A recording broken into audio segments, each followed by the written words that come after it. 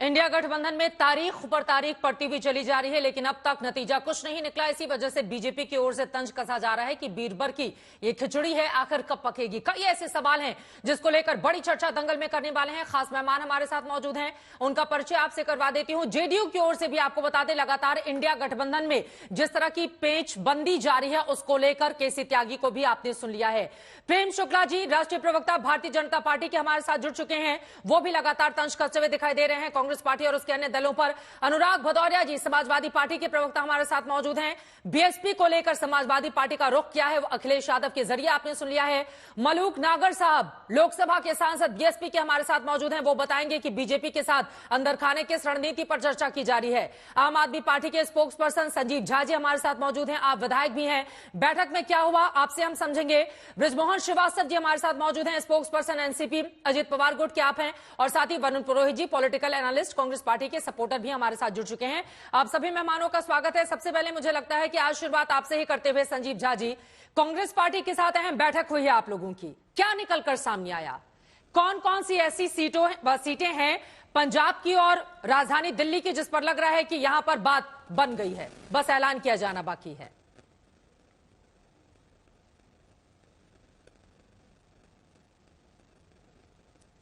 संजीव जी, आवाज मिल रही है क्या मेरी आपको?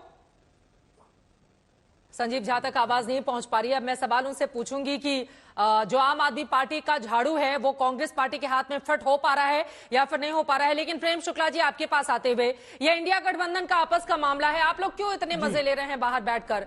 उन लोगों का आपस का मामला है, जल्द ही सुलझा लिया जाएगा। लेकिन बार बार विपक्षी गठबंधन की ओर से ये कहा जा रहा है बीजेपी डरी हुई है और हमारे गठबंधन में फूट डालने की कोशिशों में लगातार लगी हुई है। प्रेम शुक्ला जी। चित्रा जी, वो हमसे कहें कि हम डरे हुए हैं और हम चटखारे भी नहीं ले सकते। लोकतंत्र में इतना अधिकार तो लोकतांत्रिक दलों को होना चाहिए कि आप बारंबार रोज उठते बैठते सोते जागते भाजपा डर गई, भाजपा डर गई, भाजपा डर गई हम कहते हैं। ये तो हम इतना भी ना कहें कि बीरबल की खिचड़ी कब पकेगी, ये पूछना तो हमारा भी अधिकार है ना। अब जो है श्री मिलिंद देवड़ा कहते हैं कि हमारी सीट है और हम जो है कैंडिडेट घोषित कर देंगे जी। अब केसी त्यागी का बयान आता है, सुश्री ममता बनर्जी का और अधीर रंजन चौधरी का एक दूसरे के विरुद्ध बयान आता है। आम आदमी पार्टी के संयोजक श्रीमान अरविंद केजरीवाल कह देते हैं पंजाब में हम कोई भी सीट नहीं देंगे। अब इन बातों पर चर्चा करने पर भी प्रतिबंध लगा देंगे क्या है लोग? ये तो बड़े लोकतांत्रिक लोग हैं। इस तरह से तानाशाही वाली वृत्ति क्यों उनके अंदर आ रही है? तानाशाही वृत्ति उनके लिए अच्छा नहीं है। भारतीय जनता पार्टी तो सिर्फ चटखारे ले रही है ना, वो तो जो है लगातार भारतीय जनता पार्टी पर क्या क्या बातें नहीं करते हैं। हम तो उसकी तुलना में कुछ बातें नहीं कर रहे हैं, सिर्फ चटखारे ले रहे हैं। ठीक है, तो चटखारे लेने का अधिकार तो चित्रा जी हम लोगों को देंगी ना। ठीक है, मतलब कुल मिलाकर अब मैं पूछ लेती हूँ अनुराग भदौरिया जी, हमारे साथ समाजवादी पार्टी के नेता जुड़े हुए हैं। अनुराग भदौरिया जी, एक तरफ मायावती हैं, ताबड़तोड़ ट्वीट के जरिए आप पर हमला कर रही हैं, दूसरी तरफ भारतीय जनता पार्टी है, सीट बंटवारे को लेकर पेंच अलग फंसा हुआ है आप लोगों का। कांग्रेस का हाथ साइकिल को थाम नहीं पा रहा है, कैसे बनेगी बात अनुराग भदौरिया जी? देखिए, आप चित्रा जी, आप भी बहुत अच्छी तरह जानती हैं, धीमी आंच में जब खिचड़ी बनती है ना, बहुत स्वादिष्ट बनती है। और भारतीय जनता पार्टी तेज आंच में बनाती है तो जल जाती है। तो भारतीय जनता पार्टी की खिचड़ी तो जलनी तय है 2024 में, मान के चलिए आप, क्योंकि बहुत तेज आंच में जला रही है वो। और इंडिया गठबंधन की खिचड़ी, जो आपका शीर्षक है, धीमी आंच में बन रही है और धीरे धीरे बहुत स्वादिष्ट बनेगी। और इतनी स्वादिष्ट बनेगी कि 2024 में भारतीय जनता पार्टी का सफाया हो जाएगा। ये बात आप भी अच्छी तरह जानती है कि धीमी आंच में कितनी अच्छी खिचड़ी बनती है। हाँ। दूसरी बात, भारतीय जनता पार्टी से तो मैंने कभी नहीं पूछा आप निषाद को कितनी सीटें दे रहे हैं, अपना दल को कितनी सीटें दे रहे हैं। आप बताइए, आपके जो अलायंस पार्टी है राजभर आ गए, उनको कितनी सीटें देंगे? मैंने तो कभी नहीं पूछा कि चिराग पासवान कहां से लड़ेंगे, उनके चचा कहां से लड़ेंगे। हमने कभी नहीं पूछा शिवसेना शिंदे गुट को कितनी सीटें देंगे, अजीत पवार गुट को कितनी सीटें देंगे एनसीपी की, क्योंकि ये मुद्दा उनका एनडीए गठबंधन का है। हमारा मुद्दा क्या है? हमारा मुद्दा है कि हम सामाजिक न्याय कैसे हो, जी। समाज में कैसे विकास की राजनीति हो, हम इसमें उनसे चर्चा करते हो, मेरी बात सुनने को तैयार नहीं होते। वो जनता ने उनको इसलिए चुना था कि जनता के मुद्दों पर अरे चर्चा मायावती करेंगे, जी, जनता दलित के विरोधी, पिछड़ा विषयों को विरोधी रखेंगे, आप लोगों जनता के को विषय करार नहीं दे रही रखते। हैं। मैं इस सवाल पर आऊंगी, लेकिन अब से थोड़ी देर पहले मीटिंग खत्म हुई आम आदमी पार्टी कांग्रेस पार्टी के बीच में। जल्दी से संजीव झा हमारे साथ मौजूद हैं, एक टिप्पणी उनकी ले लेती हूं, फिर बोलिएगा अनुराग भदौरिया जी। क्योंकि सिलसिलेवार जिनके साथ बुआ बबुआ गठबंधन करके बीजेपी को हराने आप लोग चले थे, वही बहन मायावती आज ताबड़तोड़ समाजवादी पार्टी पर हमले कर रही हैं। लेकिन उसके पहले संजीव झा जी बताइए, क्या बनी है रणनीति कांग्रेस पार्टी के साथ जाने को लेकर?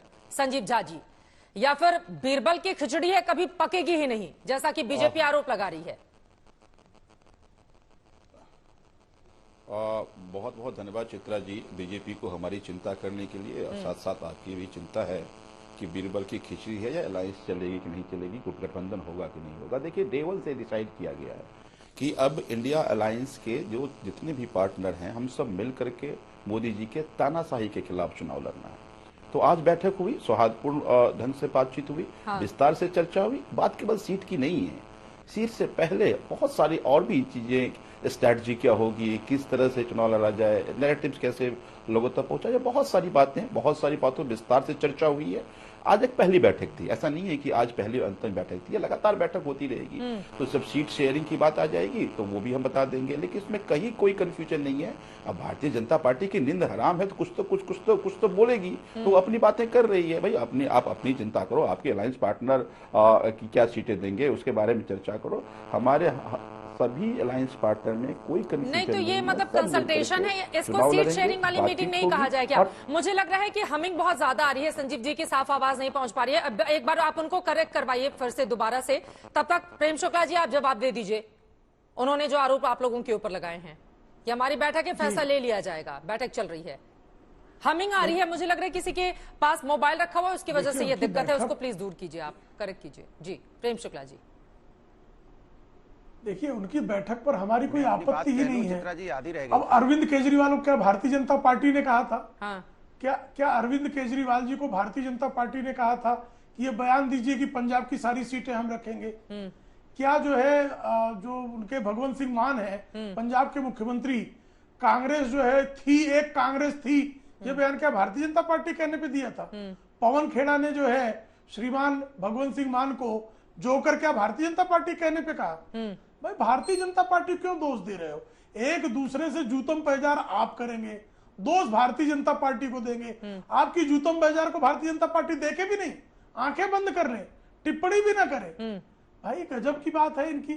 नींद हराम किसकी है? नींद हराम है अरविंद केजरीवाल की और उनके पार्टी के सदस्य दलों की, कि पता नहीं कब जेल चले जाए।